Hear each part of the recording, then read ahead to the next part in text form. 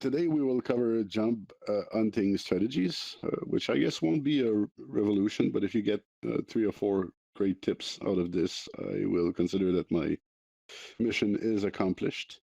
It's really in the subtleties, I think, that the big difference is made. So the main idea here is to learn how we can brand ourselves like a movie star. And you can take that literally. Like, if tomorrow you wanted to become a movie star in Hollywood, what would you do? That wouldn't be an easy challenge, would it? Because I mean, I am virtually unknown as an actor. So if I wanted to start that career right now, I would have a lot of work to do to get my name out there and get people familiar with my work and what I can do. So Yeah. that's kind of the challenge. If you're looking at landing a great job, if you're, for example, if you want to work in robotics, but not just being screwing little motors and engines or soldering circuits all your life.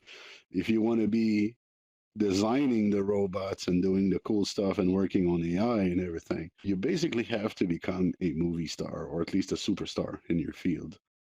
But oftentimes becoming it is not enough, meaning that having the skills is not enough. People need to recognize that you have them. And so we're going to talk about getting that recognition quite a bit today. And well, we will see that it's probably less complicated than we imagined, but it is quite a bit of work. Um, well, actually, let's chat about it very fast. Carl, if you wanted to become a movie star tomorrow morning, how would you go about it? How do you think one can achieve that? Oh, like an actual movie star or in my own field? Well, in your own field or you whatever you know. I Right. was asking literally, but if you want to go up in the stratosphere, how would you do it? Yeah, well, I guess the important thing is to have done uh, projects or part of great important works that are already happening in the world and be a part of that and through that be recognized. I don't think I can literally like create a video game of my own that's gonna blow up and that's gonna put me up there. But maybe if I participate into something great that is already is being built, that could be a start towards that and would probably get me recognized towards the right people that is going to accelerate the process over time. So I guess being introduced to the right people is the way to go. And to do that, you have to probably be a part of the uh, the great things that are happening in the world related to your field. So whatever project that may be, Right. it makes So, sense to me. and that makes sense. And what you have just described is what I call a co-branding strategy, meaning that you would associate your unknown brand to a much better known one, hoping that some of their popularity would rub off to you, or some of the project's popularity would rub off on you. So that's actually a good strategy. It's one of many that you can employ. We see that a lot among influencers, for example, on YouTube, where you see the guy who has 1,000 followers doing something with the guy that has 10,000, and then the guy that has 10,000 does something with the one that has 100,000, and that way they kind of exchange followers through those collaborations. People Yeah. kind of connect to one another. So that's a smart way to go. Um, it's just important not to sleep with an elephant in those types of collaboration because you know what they say when the elephant turns around and basically crushes you in bed. So Hmm. you need to make sure that you will get Right. a right spot and good contract and respect and Yeah. credits where they are due. Otherwise, it could be basically you giving yourself for free. But when it's well done, that's an awesome strategy. How about you, Alex? Yeah. If you wanted to reach the stars, how would you do it? Well, in the context of becoming a movie star, one of the big things is to learn about your personality and what sort of character archetype you might fit in. and then go to auditions for characters and stuff, for acting stuff like that, to sort of fit that role. Right, yeah, that's also well, the entire first class was about self-knowledge, and so obviously that's very important when you're looking for a job because you want to be consistent. You want Yeah. what you are to actually fit with what you promise. If it doesn't, then Yep. you have a big problem. People won't be happy with you because they will say, "What was that? That's not at all what you were saying you were going to do." Right? So Yeah. you need to be aligned there. Um, and Felix, would you like to tell us what your strategy would be? I just woke up, so no. Okay. I didn't hear that well, Felix. I'm sorry. I just woke up, so no. Okay. Now I gotcha. Hello, Unomi. How are you? Welcome. So I will just. Hello, everyone. My apologies. Oh no, don't. All right. So these are two very good strategies to get there. And actually, the very first one is kind of relating to what you were saying, Alex. So, who do you want to be? And it's kind of a slide that says, well, have a strategy, basically. What are you going to position yourself onto? So, if you remember the first workshop, we were learning about who we were and our talents and our strengths and our weaknesses. And in number two, we were looking at different career opportunities and trying to choose the one that we liked best. But that might have been a bit general until then. Now it's really about choosing what do you want to do for the next several years. So do you want to be somebody that executes a strategy, somebody that designs a strategy? Do you want to be the person that manages it, that controls it? Do you want to travel a lot and so on? So you have all those things to think about to define what is like your ideal function. And once you have chosen that, you can kind of fit it with who you are and start telling people, well, this is who I'm looking to be. This is who I am. I am a work in progress and I'm going that way. And once you have that unique selling proposition, it makes it very clear for people how they can use you.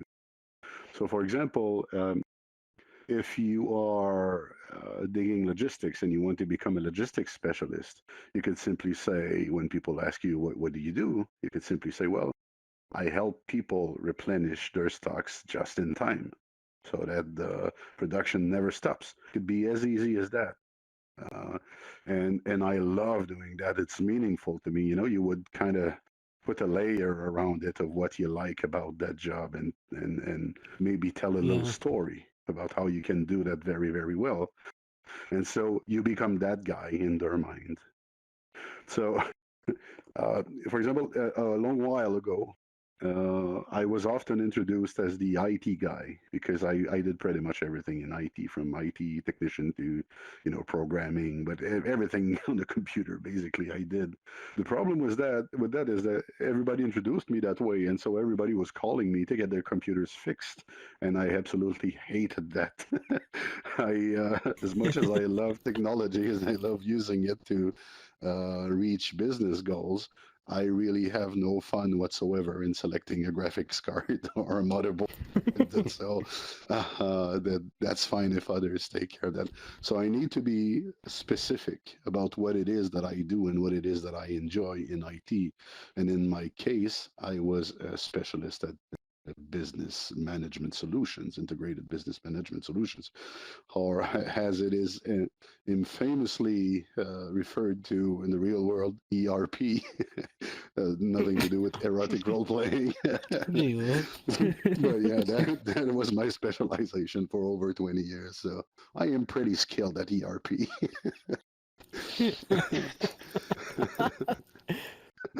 And guess what? When I started to have more and more people knowing that this was my specialty, well, they would call me for that. They would say, hey, we need an expert at business integration. We heard you are not bad at this.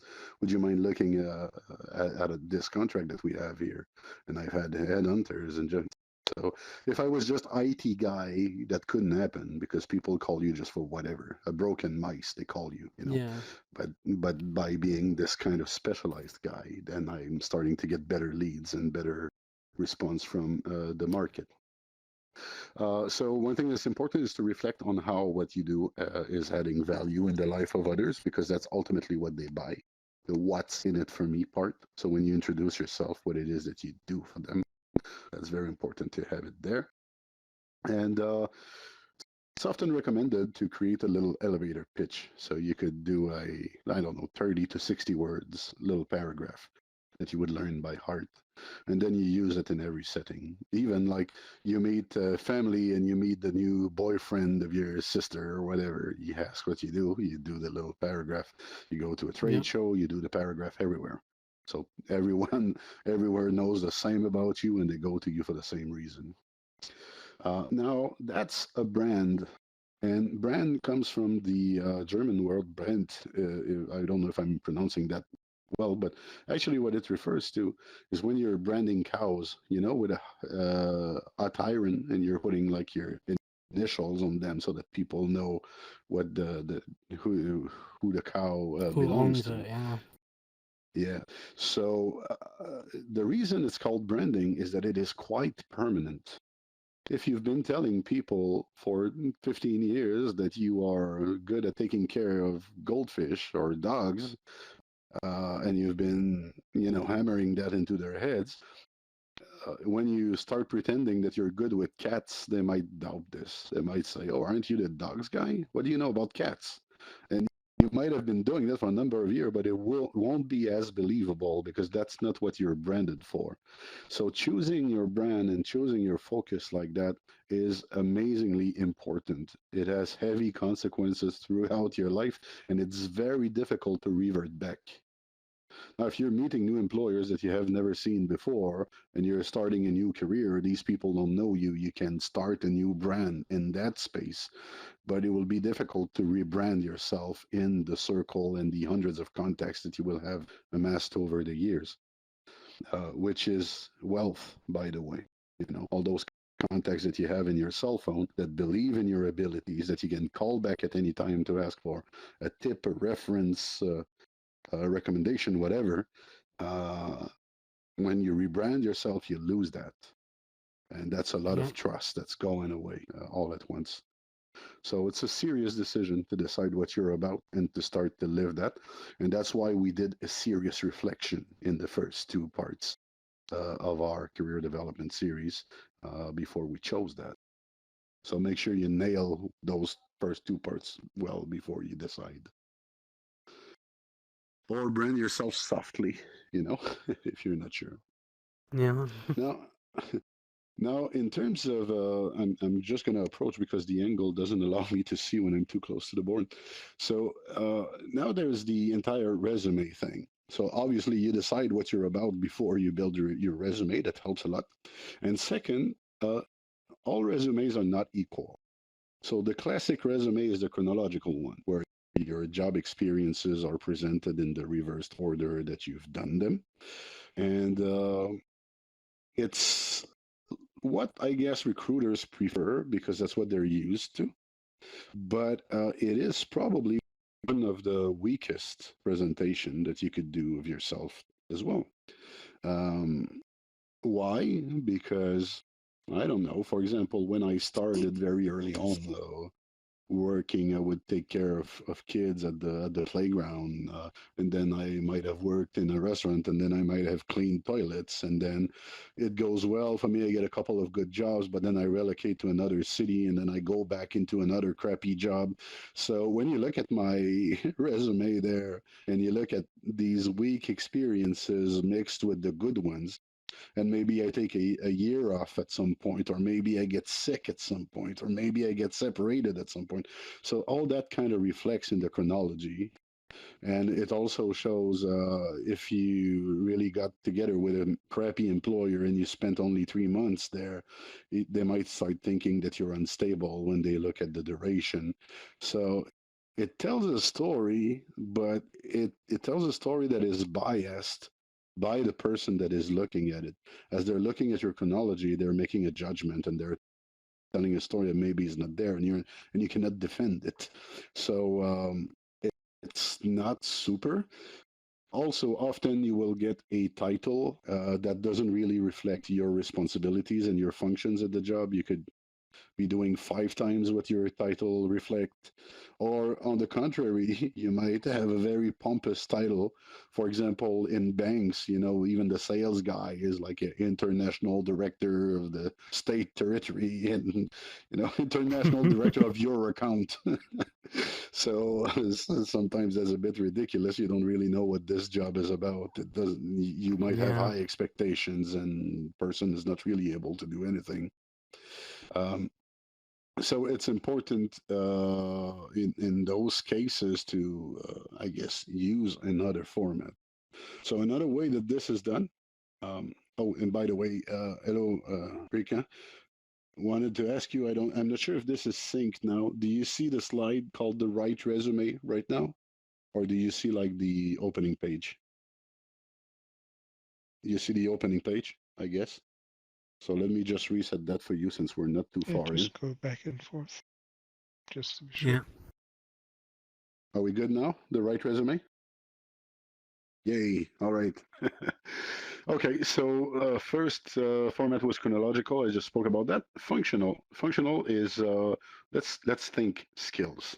What it is that you have learned to do, what were your functions, what did you become proficient at? So if I thought about, let's say, IT softwares, you could say, well, 5 on 5 Microsoft Windows 10. I know everything there is about it, even the advanced function. I'm also very good with Office. And however, Adobe Suites, I am a little less skilled. I might be a 3 or a 4 on 5. So you could go and detail your skills and your level of autonomy there.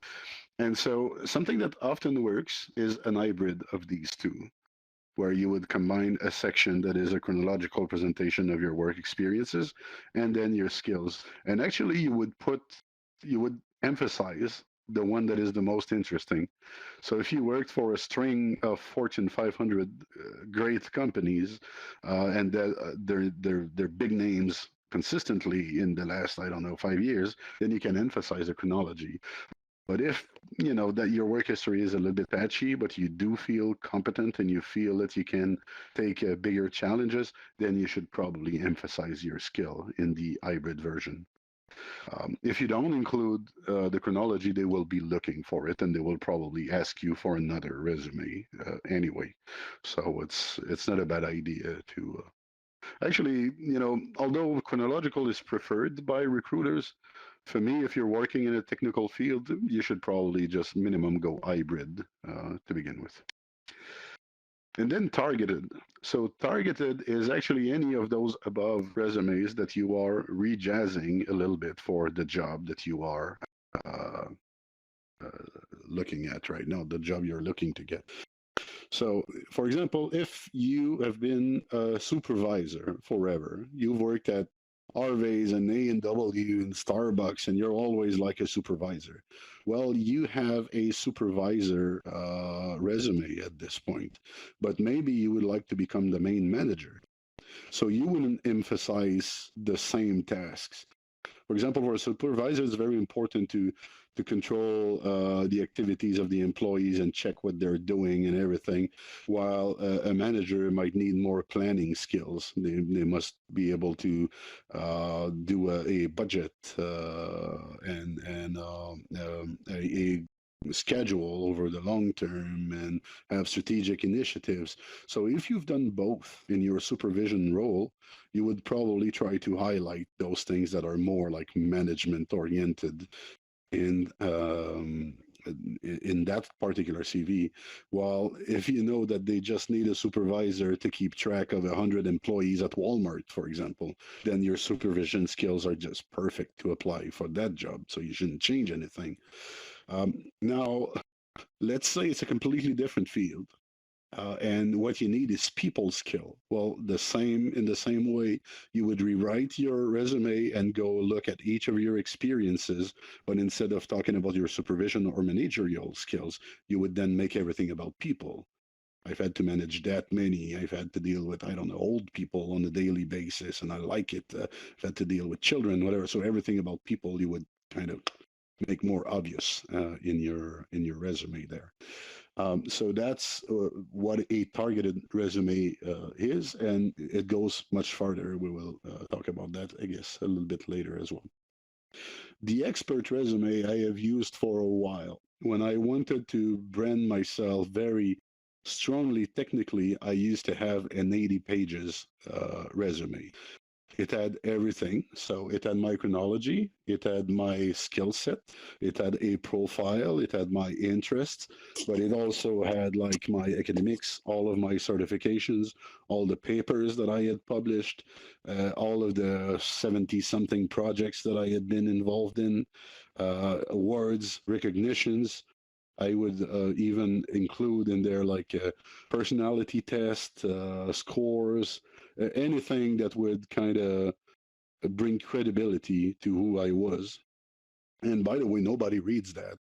But when somebody asks for your resume and you go and depose a stack of 80 sheets of paper, kind of just blows their mind if it's the right person that you're giving that to. Right, so they won't read it. They would just go, "Oh my God!" They will wonder if you've done cut and paste. They will go through it very fast, maybe look at a few things, but basically, Would that like would that this. still be sorry, would that still be accepted though for recruiters? For ethics You have to go in stages. For example, that's definitely not something you would send to a fax machine overnight.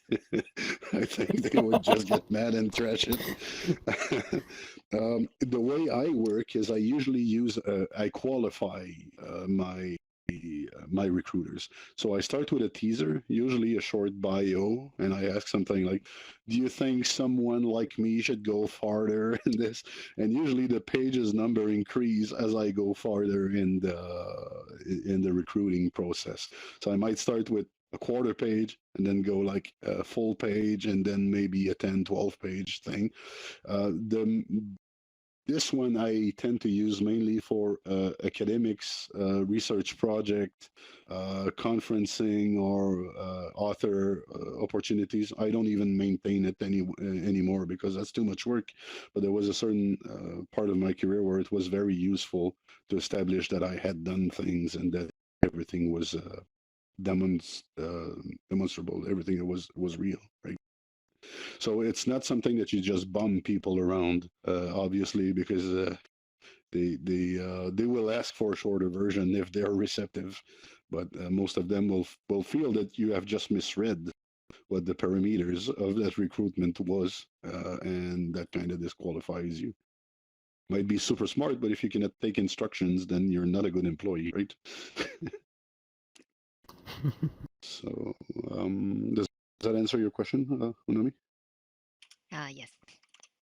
All right. Then you have the creative, which you should probably use in creative fields only. So if you are applying on a graphic designers or on a website design, anything that has to do with design or cinematography, then you can go very far being original. I think one of the most original resume I have seen was a woman that had made up a song and she was playing it on the piano, and the song was basically her resume. She was singing about herself and everything that she could do, but she did it with a nice smile. She did it having a lot of fun. And hey, hello. Are you coming for the workshop? Just stop by. If I'm interrupted, I can leave. Oh no, I mean, if you want, you can come and sit, or you can stay by. No problem. It's just I either put you to sleep or get your interest, I guess. All right. So yeah, so creative is awesome. Unless you are, I don't know, like applying for a job for something very serious, or let's say you are trying to become an embalmer. You probably wouldn't send that singing that singing resume there. It would be like over the top, too happy. Humor also often falls flat. So it's better to be cautious. But if you are into graphic design and you make that wonderful looking resume, or you have a website that's interactive and that shows what you can do, that's probably a great idea. It allows people to see what they're buying, basically. Then there's the one pager that, as opposed to my 80 pages now, this is pretty much what I use. They did interesting case studies with people like Elon Musk, or people who have very long and very eventful lives, that they could actually just get to the big highlights. For example, you don't have to describe what it is that Elon Musk did at PayPal. You don't have to go into details that Elon Musk did this from 9 to 12, and then in the afternoon he would help with this and that. No, he founded the thing, and then he sold it, and then he built that company that goes to Mars. And so you don't need to detail any of the underlying details of this. Kind of one line of it about it says it all, and then each line can become a very lengthy discussion. So if you have that kind of background, if you've been around for a long while, it's a good way to introduce yourself very simply, to have everything fit on one page very visually. And but it's just a teaser. If you're really looking for a job, people will still want some references, some chronology, and everything. And then you have the short bio, which you typically see for conferencers.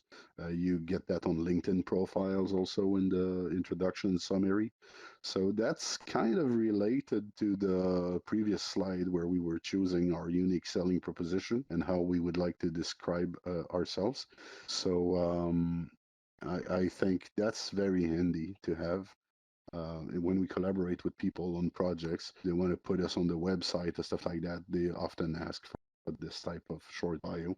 So it's also a very good tool to represent yourself. And then, well, in terms of formatting, you want obviously your resume to be good looking. So,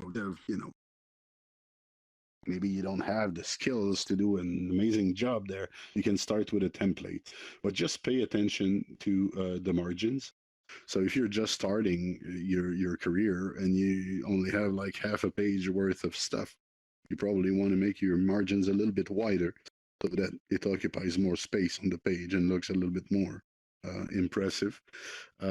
However, don't try to just cram a lot of information written very small with very tiny margins just because you were told that your resume should be 1 page or 2. If your resume is good, it's fine if it's 3 pages or 4, no problem there. But it's not fine if you don't leave any bleed room for the printer because they will be missing information when they do print it. So never go under half an inch there. Fonts should be like pocketbook size. So that's usually around 11 points, what you get in a pocketbook. You can make it slightly larger, especially if you don't have a long curriculum. You probably want to do that. If you have a little bit more stuff, you can go to 10 points, but not under. Divide your content logically. You can see on the example there that there are some sections with a heading and some lines dividing it. So that's good because it kind of leads the eye where it needs to be. Keep it short and use bullet points. They're easily digestible. Now, if you have bullet points that are 4 lines long and you have 300 of them, maybe it defeats the purpose. So try to keep like your bullets under 10 words, 6 to 10 words, maybe. That way it remains a light read and you can scan through it very fast. Because we have to think about recruiters and what they're going through. For some jobs, I remember back in the days, the job market was quite different than it is now. And I would receive around 400 to 450 people applying for my jobs. And it's quite a long time, if you're doing a 1-week recruitment and you have to go through 450 resumes, you really don't want to sweat the small stuff. So you want it to speak to you right away. You do a pre-selection and that's what you focus on. So make sure you win that pre-selection, basically. And then, sometimes it's good to go to an external person. So ask for feedback to your friends. Hey, Space, how are you? Hey. Sorry, I have to do that every time, but I'm going to reset it for you. So that's the slide where we were. And now we are just moving away from formatting tips to cover letter. So here, the cover letter is actually a mighty powerful tool, probably stronger than your actual resume, because that's like your first contact. And I don't like to think of the cover letter as like a separate PDF or a separate document. To me, that's often just what you write in the body of your email. If you're sending an email to a recruiter and you're attaching your resume that is indeed in PDF format, well, what you're writing in the email there is super important. That's what the secretary will read. That's what people will transfer. Everybody will see that piece of information there. And what they might not see is all of your attachments. If they feel already that from your email, who is I don't know, Joe Blow 69 at whatever, if everything about your presentation is super not serious, if you're writing in Comic Sans font in blue, and you're putting a bunch of bananas and hearts in there as emojis, maybe your attachments will never be opened, actually. So it's very, very important, that little email that you are sending there. And so one thing that we should always do in a cover letter is look at where we're applying and what they were asking for. And it's stupid how often we overlook that. They're saying we need someone that is available, I don't know, from Tuesdays to Thursdays. So you should tell them something like, I'm always available from Tuesdays to Thursdays. You should leave no doubt that you are meeting that criteria.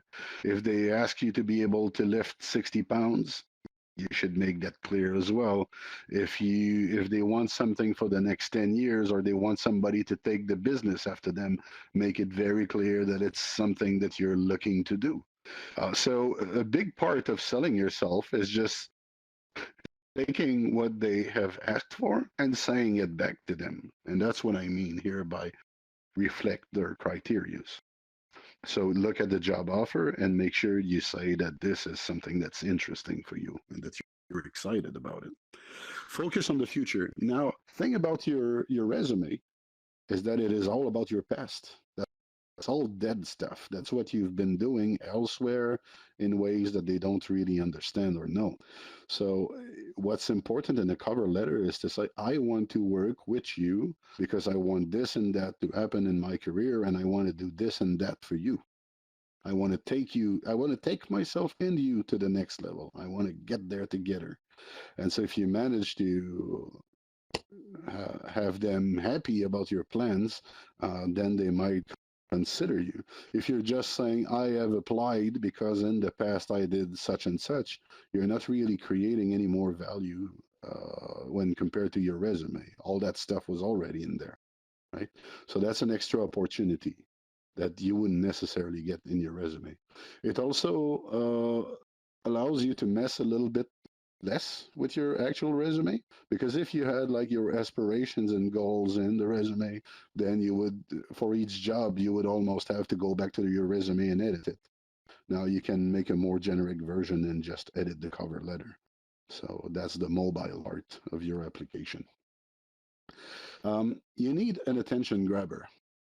Okay, so marketing, not even 101, I guess it's 100.5.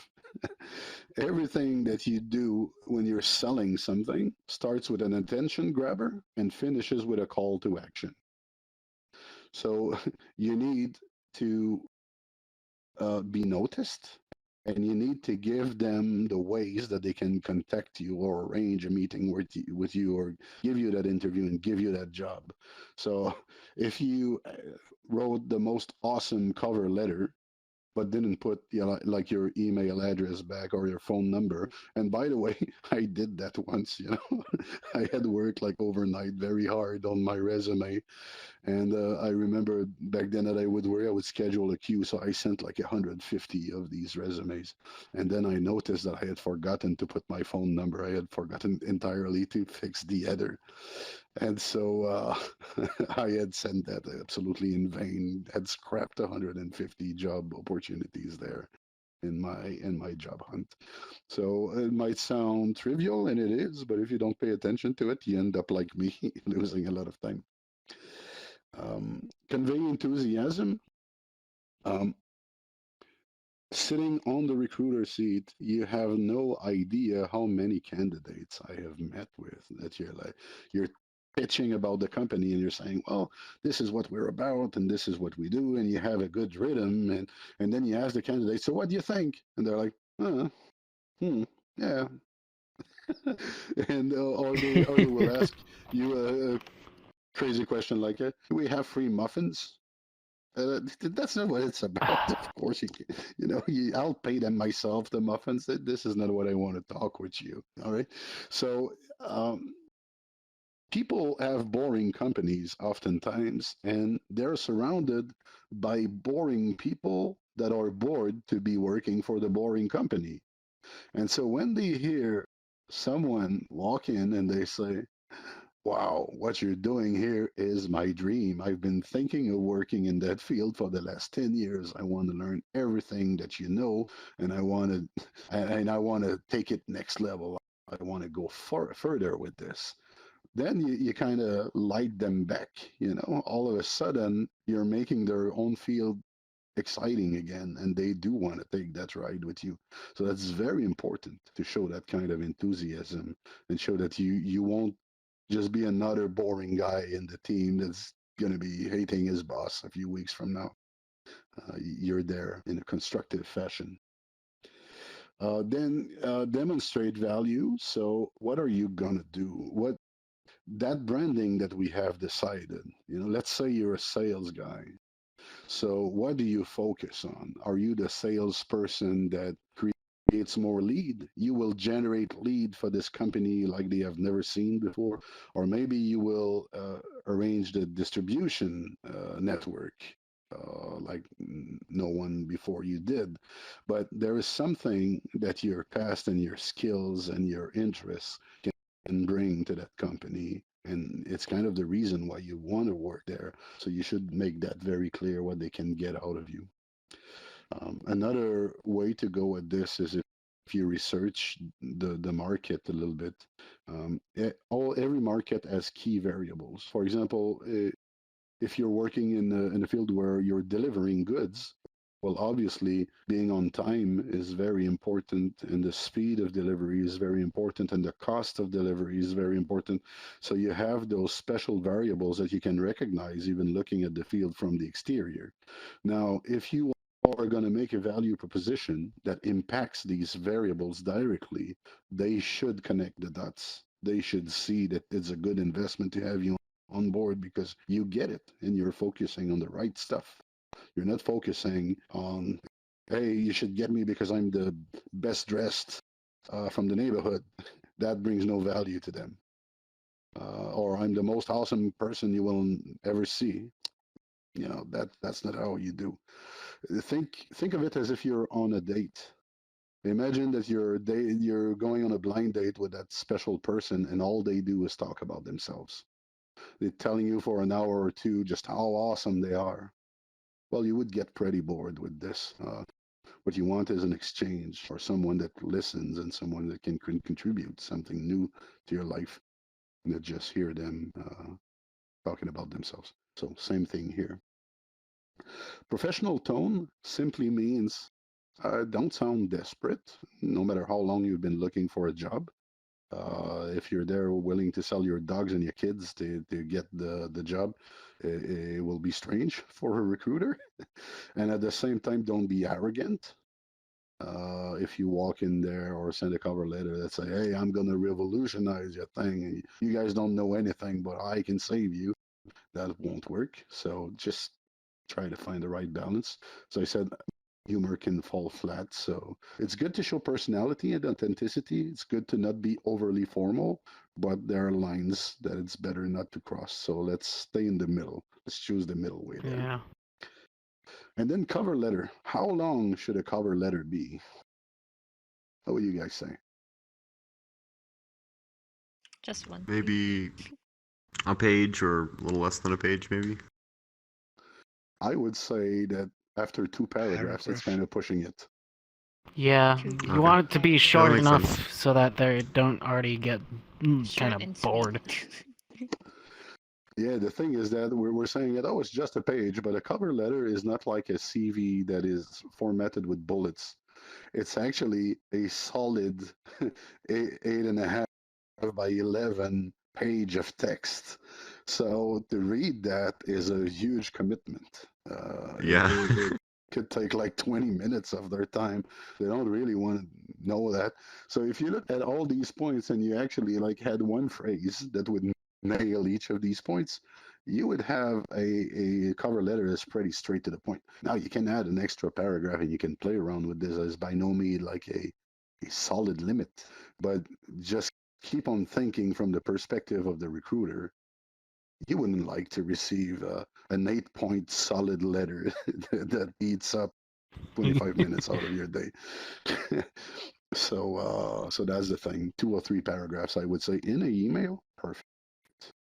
There we go. And then, one thing I should say about resumes and cover letters. Be mindful also not only of the variables of your industry, but of the keywords. Because a lot of employers have systems where they simply upload those documents, and after that, they look for candidates with keywords, and that's who they call. So when they work like that, if you're a programmer, they might actually be looking for C# or PHP or a full stack, or so they have keywords that they will try and use to weed out the best candidates right away.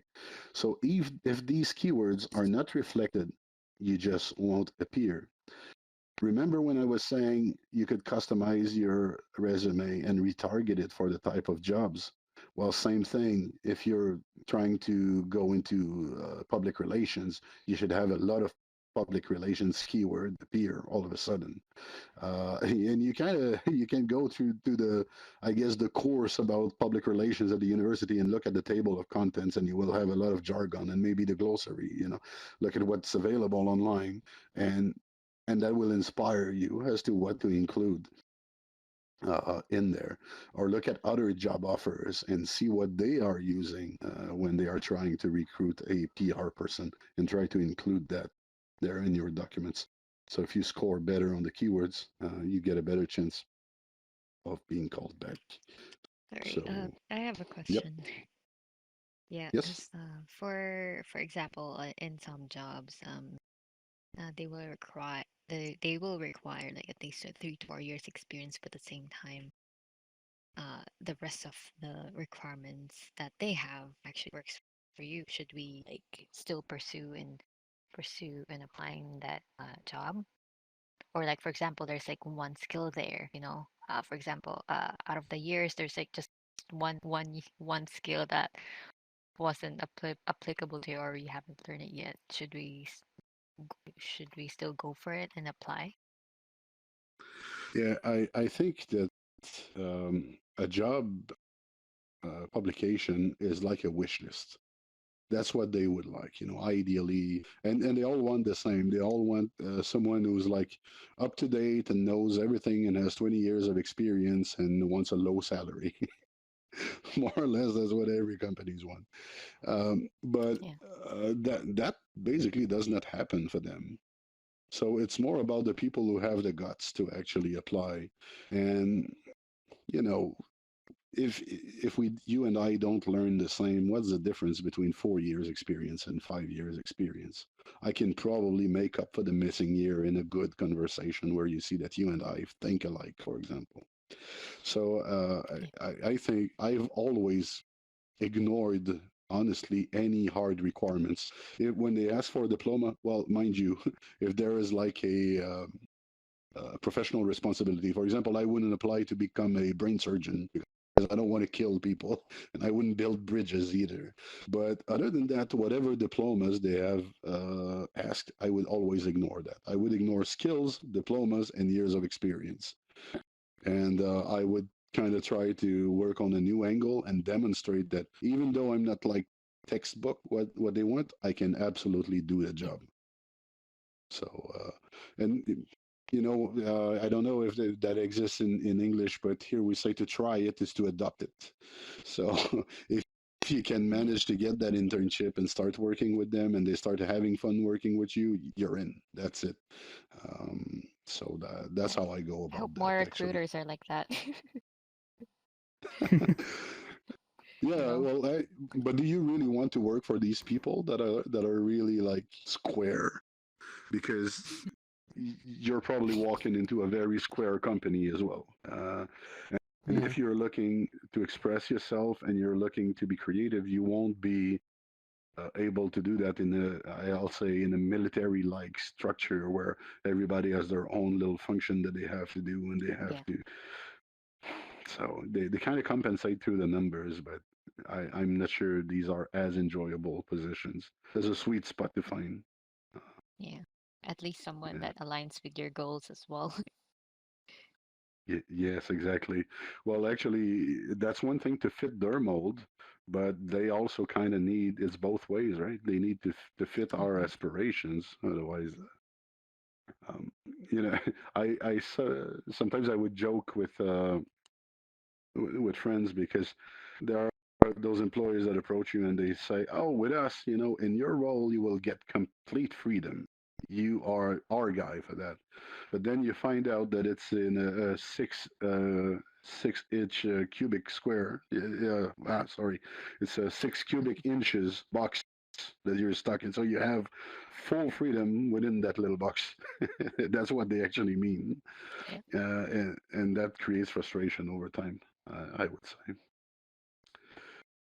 All right, so that's it for the cover letter. But trust yourself there. If you see yourself, do not be stumped by a line or two. Go for it, because I can promise that much worse candidates are actually going for it. I guess. Yeah. Yeah. Then marketing your brand. I think I like this little slide because it shows just how much farther you can go. So you have, of course, the different tools that we have just described, like the short bio. So what I'm advising here is that you build like a marketing kit for yourself. You should have that ready. You should have your up-to-date short bio. You should have a up-to-date cover letter that's kind of shooting in the direction of what you want to work in. You should have a targeted resume for that job as well. And then if you have already created projects or graphics or anything that you have realized have a portfolio ready, your email signature. We tend to have a nice email signature only when we work somewhere, but you could actually represent your own personal brand nicely there. Uh, why not having a headshot, just like on a business card that you could own as well? So you could have your business card and your email signature and your myname.com website, and they would be all linked together, creating a very professional image of who you are as a job seeker. And then if you want to go the extra mile, you basically start creating content. And I'm not talking about you becoming very successful and popular on YouTube or Twitch or whatever here. I'm talking about you actually working in the field before someone gives you the job. So if you are interested in HR, for example, and you want to become an HR manager, well, you could start having talks on YouTube with candidates and asking them what their priorities are and what they look for in a tech job or in manual labor. You could also interview HR manager. You could read about the best practices and do a mashup for people. And I don't know how you guys would feel, but if I have a candidate and he has this website, and on the website I see that he spent the last 3 years researching the field and being consistently active in the field all the time, and what he's producing is very high quality, I would absolutely stop doubting that this person is competent and that they know what they're talking about. So even if there was like one like on every video and nobody was looking at that stuff, just the fact that it was produced, that it's up there, that it's documenting that I've been studying and it's documenting my expertise, I think is a massive step in the right direction. Imagine the scenario where you have never been to the university in your field. You start doing that, you're a nobody in your field. Nobody's returning your call. Nobody's paying attention to your resume, but you start doing that. 1 year, 2 year, 3 years. Obviously, you start building a name for yourself, and maybe you will go from nothing to a senior position in just one step because what you will have built by then is so awesome. Um, that's kind of the riches that is created by entrepreneurship as well. Some people, sometimes when they don't have the papers, they become entrepreneurs, and sometimes business crash. Sometimes they can't make it as an entrepreneur. But the 5 years, the 3 years, the 10 years that they have spent as such becomes very valuable lessons, knowledge, and experience. And employers buy that. You can definitely walk after you have closed down your company to an employer and say, well, look, it didn't happen like I wanted to, but this is what I lived through. This is what I've done. This is what I think is valuable about my path. Would you hire me? And what they're going to do is that they're going to hire you with like a pay cut. They're going to say, well, you don't have the diploma, so here's 15 or 20% less on your paycheck. But they will recognize your experience nonetheless, and then you can fight back for that 20%. So if you blow into your own horn intelligently, you can actually be a very good ambassador for yourself. So anything that you can make that will make you stand out, you probably should try and do it. You can build an amazing showcase and give yourself the chances that nobody else will. So you remember that movie star in the beginning. Well, if you want to be a movie star, you need to treat yourself like a movie star. How do movie stars look for job? They have an entire portfolio. They have casting photos. They have those bios. They have the people that they can refer to that they have worked for. So they have those media kits. They even maintain press relations and everything. So you kind of need to understand that you are you incorporated. You are a small company of one. You are a small brand of one, and that's exactly how careful you should be about how you represent yourself. Yeah. So is that clear? Does that make sense to everybody? Yes. All right. Okay. So here I go to the hunting world, and I called that lessons from hunting for one good reason. It's called job hunting, isn't it? It's not called job trapping.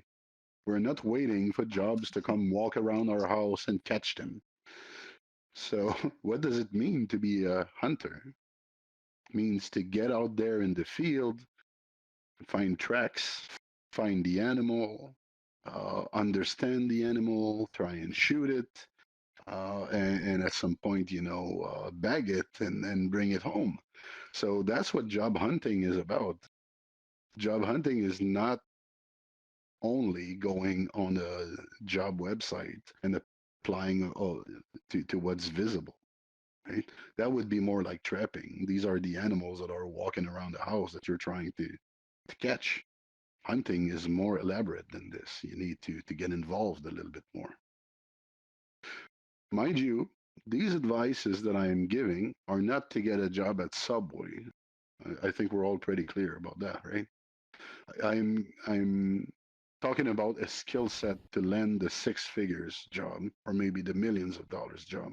If you start very young a branding strategy like this and you take care of your brand for a number of years, you can end up working for a public company before you're 25 and maybe land a vice president role that pays 2 million a year by the age of 30.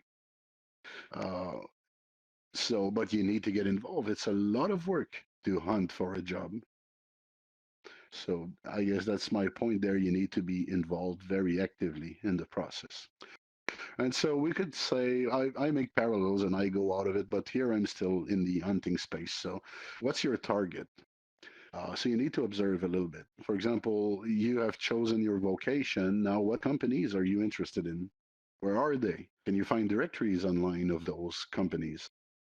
And let me tell you something crazy. It was not for a job, it was for a corporation. We wanted to sell to a specific company, right? And it was an amazing deal. If we managed to sell to that company, we knew that we were fine for several years. We wouldn't have to look for more customers. So what we did is that we actually moved our offices right across the street of that client that we wanted. It was a 120 employees company. It was quite a move. And then we would go and have coffee with the customer pretty much every day, and we would bring them donuts, and we would do whatever is necessary to get a good connection and know a lot of people and a lot of their employees and do events together and everything. And at some point, we landed that customer. So in marketing, that would be known as location, location, location. So you need to be close to to those companies. So if all the companies that you want to work for are in Silicon Valley, and you live in, I don't know, Texas or Maine, well, what the heck are you doing there? Are you serious about it? And I'm sure you've all heard those stories of people that want to become movie star, and what they do is that when they turn 18 or something, they hop onto a bus with $5 in their pockets and they go to Hollywood, and then they try to make it, right? We heard similar stories about New York, but it is indeed how careers are made, because how could you really connect with Silicon Valley just sending emails here and there? You kind of have to get there if you want to have a real impact. Yeah. So now we have virtual reality, and it's kind of becoming easier to get together while being in very different physical places. But somehow we have to have that common place where we gather. Then think of who are the key players in these organizations. So I'm talking here about the management. You want to know who the CEO is, who the vice presidents are, who everybody that has any decision power actually. You want to know who they are, and if possible, make friends with them, or find if you know someone that knows them and that could influence positively the outcome of an interview. Where and how you can contact them is very important as well. And some companies, they have a seasonality for them. For example, I know many shops that before the winter they fire quite a bunch of people, but then back in spring they hire them back, and a lot of them are not available anymore because they're working somewhere else or they have moved or whatever. And so you can know in certain fields that every March or every April is a good time to apply. So you can start maybe a month earlier.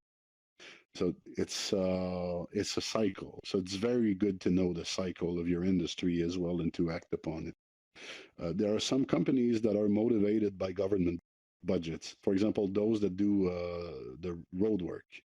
Or the signal, the signs, along the roads as well. They are dependent on government funding and government grants, most of them. So there is a time for the budgets where the government release those budgets anew and give contracts. So you need to be aware of these periods as well, because that might be a good time to jump in. So this is like construction and engineering and architecture. All of these are super affected by this phenomenon. So it's good to get insight into that. And then another thing is look at the profile of the people already working there. What do you think they're looking for? And it happened to me a few times that I kind of admired the company. But when I started vetting the people that worked there, I felt, oh no, these people, like they had a very long careers all in the same place, 25 years doing the same thing, working with old technologies and stuff like that. And so you start looking at it as, no, this is not for me. I will be the devil in this place. They will hate me because I will come and I will want to change everything that they're doing.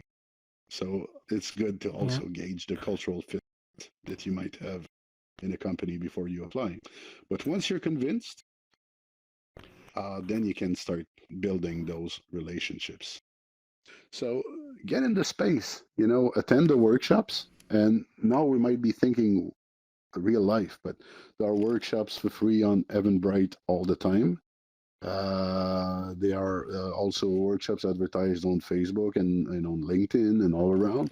So if you can get there and ask a question or make one significant connection, that should be your goal, actually.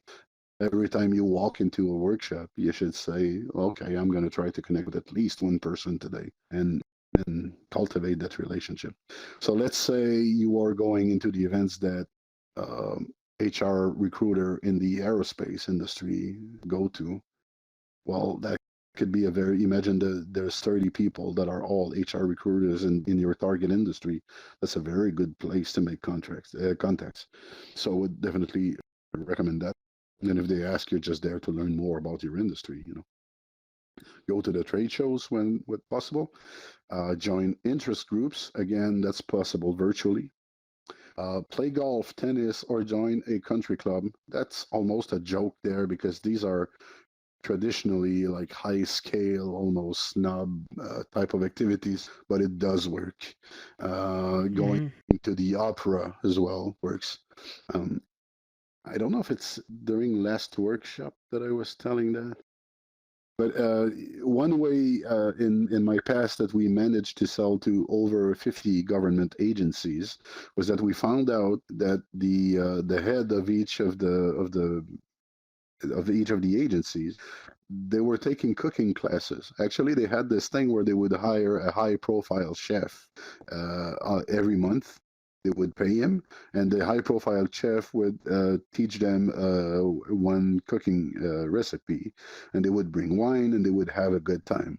And it turns out that this little class was like the best network to meet the who's who of the government. And so we took cooking classes, and that's how we started marketing ourselves there. So it just goes to show that the activity is. I had a boss that played tennis consistently. Also, he would do a lot of business on the court. So don't underestimate that. Good relationships to good business. Connect online.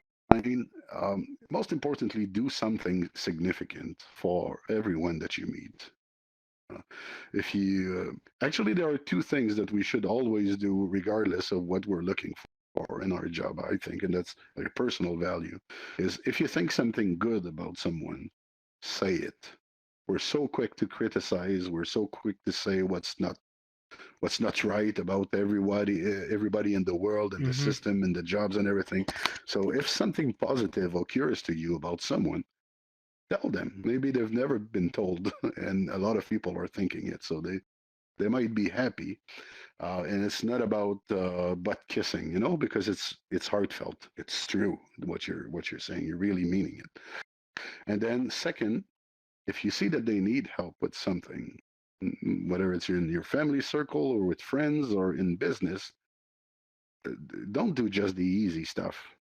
Do something significant that can make a big difference in their life. People don't forget that.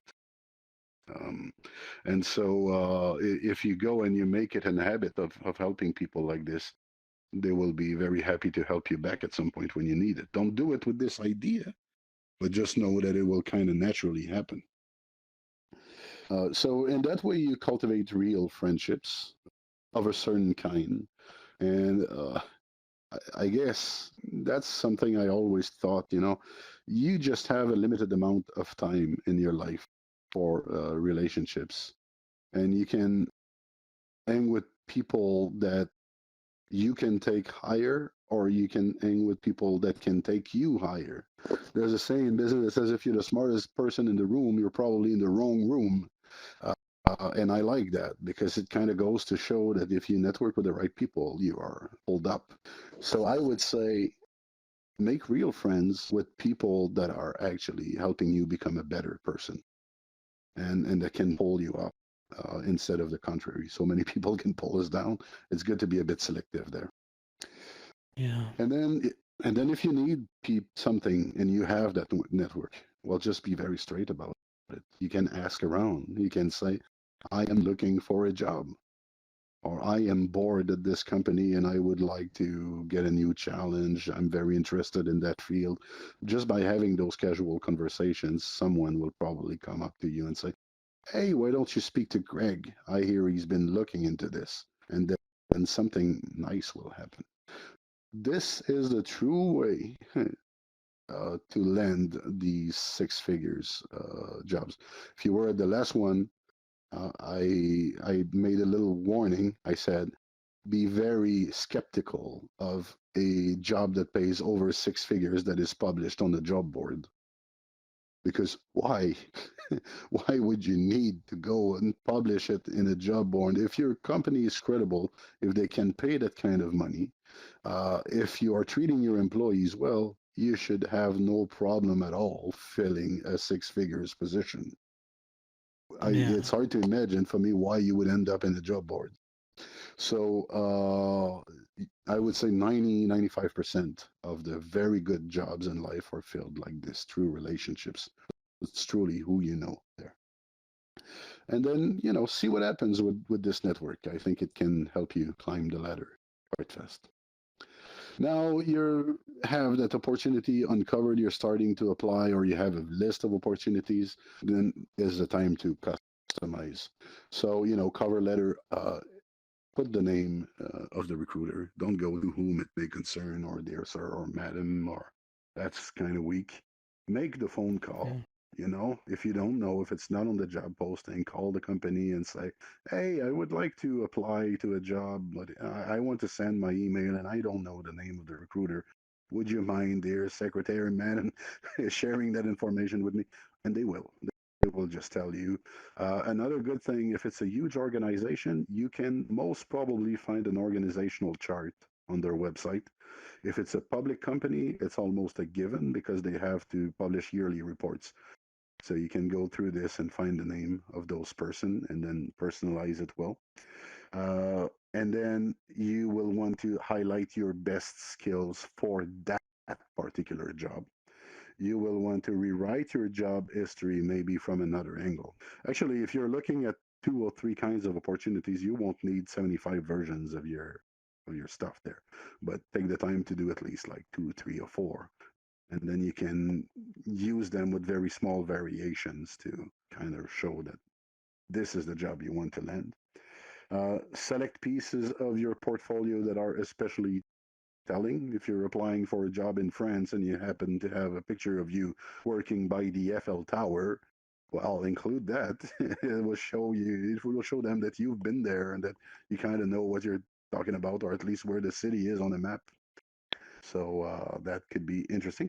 And then basically build the perfect package for this job. And I tried to illustrate this with the little card there. That's the message that you want the recruiter to feel. This job application was handmade just for you, right? So it's not at all cheating them. It's a very careful, a very considerate approach that shows just how serious you are and how much you care about this job. And it's a high commitment approach. So recruiters can recognize that, can recognize the care that you have put into it. Then we have to meet expectations.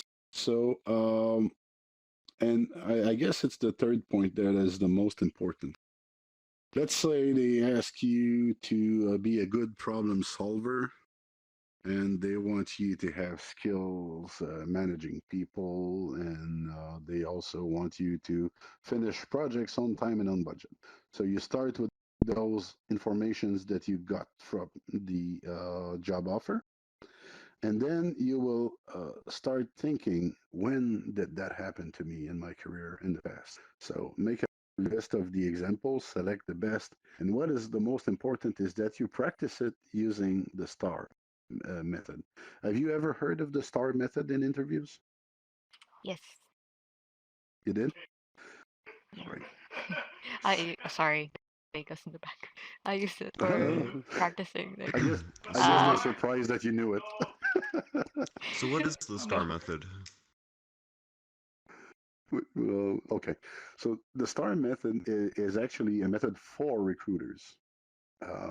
It's kind of a way to trick you. It's a sequence of questions that you won't necessarily see coming, and it kind of makes you honest in a way. It will make you present yourself not necessarily in the best light, but it's going to be the right information. So the way it works is that they start with situation, and that's the S. So they will say, okay, tell me about a time when you worked for a similar company. And so you start. And so you say, okay, so what did you have to do there? And so these are the tasks. So that's the T over there. And so you will explain what your mandate was. And they will say, oh, okay, so that was your mandate. And what did you actually do? And that's one of the first trap there, because sometimes they wanted a janitor, but I started building rocket ships.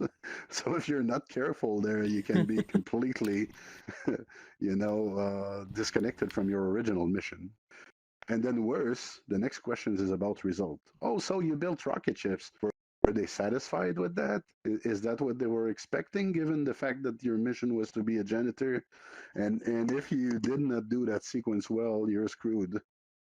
So Yeah. the way to deal with this is to actually prepare, knowing that this is a method that can be used, and to whatever question they will ask you, if it's about your behavior and how you acted and how it went, you actually yourself imagine, okay, what's the situation when I had to use that skill? What was my mandate? What are the actions I took? And what are the results? And whether they were satisfied or not, or you were satisfied or not, first of all, you can select one of the better experiences because you have time to think about it. But even if you don't have like a 100% positive experience, now you have you have time to think of an angle where you're gonna explain it that doesn't make you look too bad or too ungrateful or whatever it is. So start from the skills, think of the examples, and then kind of give yourself a little interview. You could write these actually. It helps to memorize and commit them to your brain. You could write those little star justification where you say, okay, my situation was this. Uh, this was my mandate. These are the actions I took, and these are the wonderful results I got. So if you start answering like that, you're basically removing questions for them. You have gone all the way in your explanation, so they probably simply won't ask the questions that they were about to answer. So it's just you being a bit faster, a bit smarter than the interviewer there, while giving them what they want. And if they come out of the blue and ask a question, well, maybe you have considered it in your example already. Now, remember those industry variables. It could be that there are some things that are not in the job offer. So you should think of those cases as well that you could be questioned about that. You could be questioned about an internal problem that they have. For example, if a lot of people are leaving, or I don't know, young guys are not staying and they don't understand why, they might ask you how you would handle young workers or whatever. So you can prepare yourself for those type of things. You cannot be 100% prepared, but prepared a lot is much better than not at all. So that way you are ready to give a consistent interview. What you have so far, you have introduced yourself as a movie star, and that kind of allows you to remain on your podium, so you won't take a drop during the interview. Because when you call someone for an interview, you're already kind of sold, right? You're already thinking, oh, this person will do the job. So it's not about impressing further. It's more like don't lose your status and make sure that everything is consistent. And if you can have a good handshake or woo them just a little bit more, it will tip them over. So I guess that's the idea here. Then obviously comes negotiation. So know your worth, and this is actually the system I've been using for a number of years to decide how much I'm going to pay people. So I have created 5 levels. So imagine that how could I make that easy? Let's say a job entry level pays $10 an hour, and top level pays $60 an hour. So this is how I would decide how I would give you the extra $10 an hour. So if you're fresh out of school with much to learn and you need me for everything, I'm going to give you $10. If you need guidance and supervision, but you can do some stuff on your own, I might give you $20 an hour. If you're fully autonomous and able to solve your own problems and unexpected things, you deserve 30. If you're a natural team leader and you're actually helping me manage the company just because of your natural skills, although you are not trained as a manager, you probably deserve 40. And if you have all of that plus an incredible demonstrated track record, and I know that everyone would like you to work for them, I would give you 50. So it was not between 10 and 60, it was actually between 10 and 50. So you can find out what the best jobs in your field pay. So let's say that's 100K, and the worst jobs they pay that much. So you can kind of self-assess there where you stand on that scale in your own field. And so you know if you can ask like median or like average salary or lower or higher. And then you can argue also with those points to say, well, I think I deserve that because these are the services I can provide. You won't have to worry about supervising me. I'm fully autonomous. Or you won't even have to worry about my colleagues. I can take care of them if you want me to. So these are good arguments. It's actually making the company save money so they can give it to you. Um, one thing that we have to understand about worth also is that let's say entry level is, I don't know, 25K a year. Well, if I'm going to pay you 100K, I kind of want you to have 4 times the output, don't I? And that's why oftentimes managerial works comes with long hours. You're expected to work hard.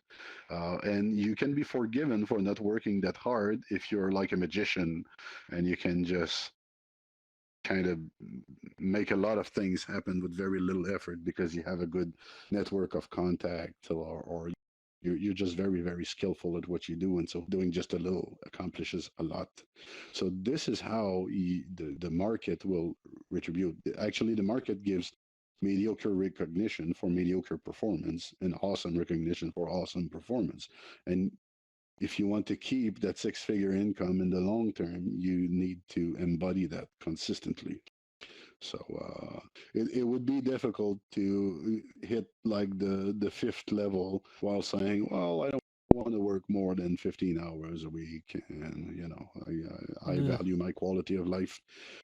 I understand that. It's great, but it's not necessarily compatible with capitalism. No. So so try and find where your balance is. Maybe like just if you don't want too much responsibility and you want to work, I don't know, 32 hours a week and take care of your family and have time for your friends, maybe level 3 is what you should aspire to in terms of money, and as long as you're Yeah. paid fairly, you should be satisfied. Right.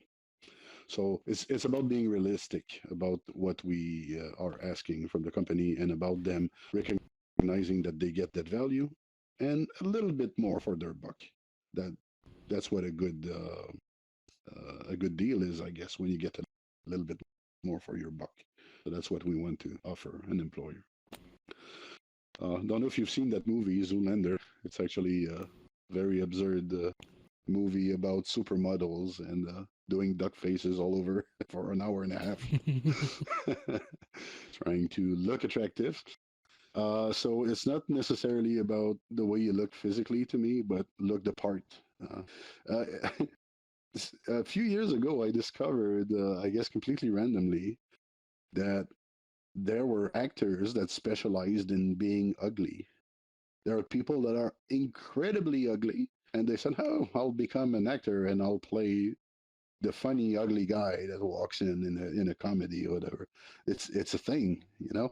Hmm. And you have others that specialize in old people or that specialize in, well, all kinds of, I guess, types of person that they become that archetype. So when we chose our mission, when we chose our vocation in the beginning, we have this consideration as well. how does that part look? I remember as I was climbing the corporate ladder, I used to be, as I said, an IT guy, and I did a lot of development. And I remember showing up, and they said, "Where's the programmer?" And I said, "Well, I am the programmer." And somebody said, "No, you can't be. Programmers don't wear suits and tie." I said, "What?" And somebody said, "Sorry, you're simply not. You cannot possibly have any technical skills looking the way you look. You just don't look like a programmer." I was like, "Oh my god," you know. Okay, so I guess I need to look more like a skater boy or something to look. I need to show up in shirt or at like the most was like a tie with a shirt, but no suit because that was like overdressed. But a tie with a shirt, I guess, is IBM level. So So anyway, more presentable. yeah. So Yeah. people have these ideas, and I think you could overkill it if you're not careful. So my advice is just try to look the part plus like one notch. Like if you're gonna be a programmer, try to look like the team lead. If you're gonna be the middle manager, well, maybe try to look like a VP or something. Just try to look one notch above so that your credibility is not hurt by your looks there. Uh, Classic is shake hands with confidence, and I don't think it's like 50 years ago when you had to be firm and a tough man and everything. But at least don't go there with your hands wet and all mushy, and you just do a good handshake, respectful one, basically. Maintaining eye contact, I think it's good because that's how we create trust. It's not easy for all of us. Um, I was born with a lazy eye, which hopefully corrected itself over the time. But I remember that as something I hated because I never knew what that freaking eye was doing when they were looking at me. And I was very self conscious about it. But you know what? I forced myself to do it, and they would become uncomfortable and they wouldn't be able to look at me in the eye when the eye got lazy. So I would win that kind of power report there, cheating with my disability, I guess. So it can be a powerful thing just to sustain a good glance. Listen carefully twice as much as you speak. Ask questions before you answer if you weren't clear. It only shows that you're interested and that you're approaching the problem intelligently. And then, by all means, sell yourself. Sometimes we are too worried about being humble, but they called you on an interview. They're asking you, okay, so show me your tricks. What can you do? And if you're like, well, let's send my resume. That's boring. That's not a good show. You need to give a No. show there. They And want to you don't see what you can do firsthand if possible. exactly. So you see, that would be a good approach. Like, oh, you want? Let me show you. I have my laptop here. Would you like to see it? You have people that are open to that, and if they have some availability in their schedule, they might even indulge. Uh, one trick that I have often used to kind of close and sell myself was by giving them the job. I would kind of go in the middle of the interview and say, "Yeah, that's interesting, and what an amazing place. Hey, do you mind if we went for a visit? I'd like to meet the people and see the factory or whatever."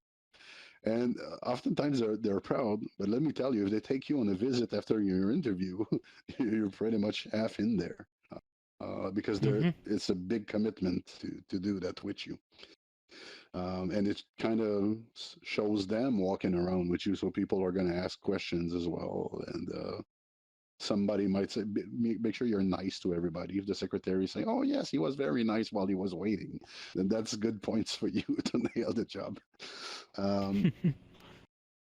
But basically, just sell yourself. Say what's true and what's neat about you, and just leave it at that. Express your interest. I guess that's the part I was saying about asking for a visit and everything.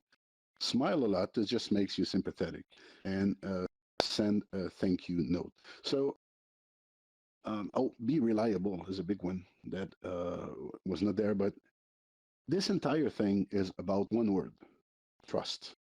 And no business in the world would ever happen without trust. So that's what you're really after. How can you establish trust? What is the person in front of you trusting? What do they want to hear? What do they want to see? And if you have it, say it, show it, do whatever it is that uh, is needed to establish rapport fast. So, and if you establish trust fast, you also scoring that job fast. Bring your trophies. So again, like the hunting thing, if you have those deer heads in your summer house, it means you've been hunting before. So you're not lying about that.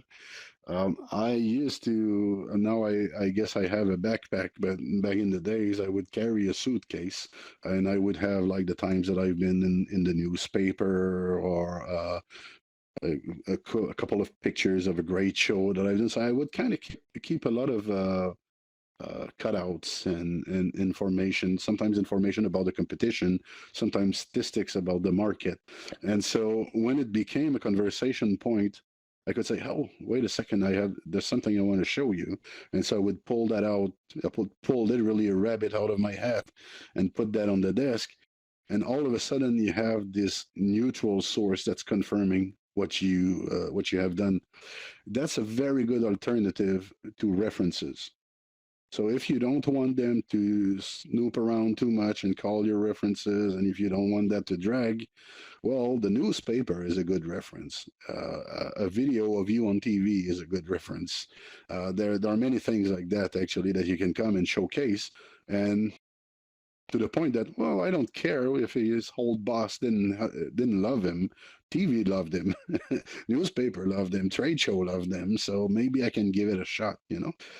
So you kind of want to strike. You want to take the balance on your side, like this, and obviously, the slightest thing that you do, you know, if you wrote a blog article and it's somewhat popular, or you receive some feedback about it, that's publication. If you build a PowerPoint, give it in front of 10, 15 people, that's also somehow a publication. So whenever you do something special like that, keep track of it. Put at least the date, what you've done, a little something about what it was about, and you're on your way to building that expert resume that we were referring to in the very beginning. And that's how those trophies turn you into, I guess, an Olympic contender at some point. And then, of course, be patient. Your approach will need to be adjusted. So I would advise, don't blast out to many companies when you're just starting to look for a job. Select a handful, try your stuff, and then it will come to you like naturally, because of the questions you will get, because of the reaction or the absence of reaction that you will get. You will think, oh, maybe this is not punchy enough. Maybe I didn't use the right word. Maybe I should clarify that in my cover letter or in my resume. So and don't go and apply to the most important company like first. You can use a few second choices there to work at your approach and get better at it. And when you feel more confident that this is about to bring result, then you can hit the companies where you're very interested to work. It's not always worth pulling the trigger when you're hunting. There are some, if you're after the trophies, for example, there are companies whose brand name will simply mess up your chronology. If you've been working, the last 5 companies were Fortune 500, and all of a sudden you're working for the corner's convenience store, that's kind of weird. So even though they would pay you more than a Fortune 500, you might decide to pass that possibility. And then again, personal preference. As I said, if you see that the team is really, the culture is very incompatible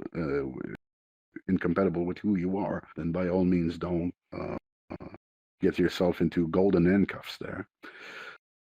Recruitment process itself can take time. For me, my personal record was 9 interviews for a job. So I had to go back 9 times and meet 9 different managers because they actually gave it to me. And I think by that time they were just fed up with me and decided to hire me because they didn't want to see me anymore. But I kept on, following up and insisting, and I finally got the job. So as long as there is uncertainty, you should make yourself available to answer each and every question. Sometimes they will say no, and if they're kind enough to tell you why, you can also come back and say, "Hey, sir, I thought about that reason that you gave me, and here's something additional that you might consider." So you may fight back or try it next year. You might need to apply several times to get a positive response. So if you're very focused and you have narrowed it down to 5 companies where you really, really want to work, and in very limited capacities as well, then that's probably what you have to do. You have to brand yourself, patiently build your credentials, and keep on applying. There will come a day where somebody will get sick, or they will be dissatisfied with a worker, or something will happen and the door will eventually open. I always say in business, I end up doing business with 100% of the people I keep around. I just don't know when. It's just a matter of the opportunity creating itself. And following up is also important. It shows that you're interested. 80% of sales are closed after the 5th call. So that goes to show it's the same when you're selling yourself. If you give up after one follow-up or one interview, and you start hating yourself and say, "Oh, I'll never make it," and blah, blah, blah, and you demotivate yourself, first, if they call you back, you might actually fail the next time because you're so demotivated. But second, you might give up. So that's no good. A lot of people are on their way to success and they give up just before they make it. So try not to sabotage yourself there. And then, well, just get ready to celebrate. If you're resilient enough and patient enough, you will simply make it, because you are not giving the market any other option but to give you the job. So I hope this happens to all of you in your dream careers and you land your dream job. Any questions or comments there?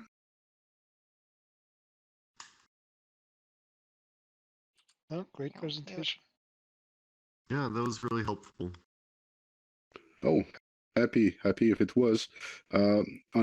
If I might say just a few closing words, is that a lot of us just go about job hunting without much thought. We just look at what's presented to us, or what our parents have told us, or what the orientation person at school has told us, and we leave it at that. And there is so much more that we can do. We can actually take ourselves to the top, but we need to manage ourselves. We need to be our own agent, our own manager if we want to get there. It doesn't happen magically. So my homework to you guys, if you do want to get ready this week, would be to start building your own marketing kit. You can come back here. I can also publish the presentation in the Discord channel, and look at the pieces that were described in the marketing kit, and it can start building like your bio, your cover letter, your resume. And if you want help with that, if you want an external look, I'll be happy to review it and tell you what I think, or how it comes out to someone that doesn't know you as much. I'd be happy to do that for you if you're interested. Yeah, that'd be great. So apart from that, I'm dried completely for tonight. So I guess I'll see you guys next week if you do me the pleasure of attending again. Thank you. Okay. Mhm. Thank you. thank you, Zankai. See you again. We really appreciate Mhm. it. Thank See you you then. for the presentation. Bye-bye. Oh, It was a wait, pleasure. Alright. thank Mhm. you. Yes. Oh yeah, yeah, because I'm actually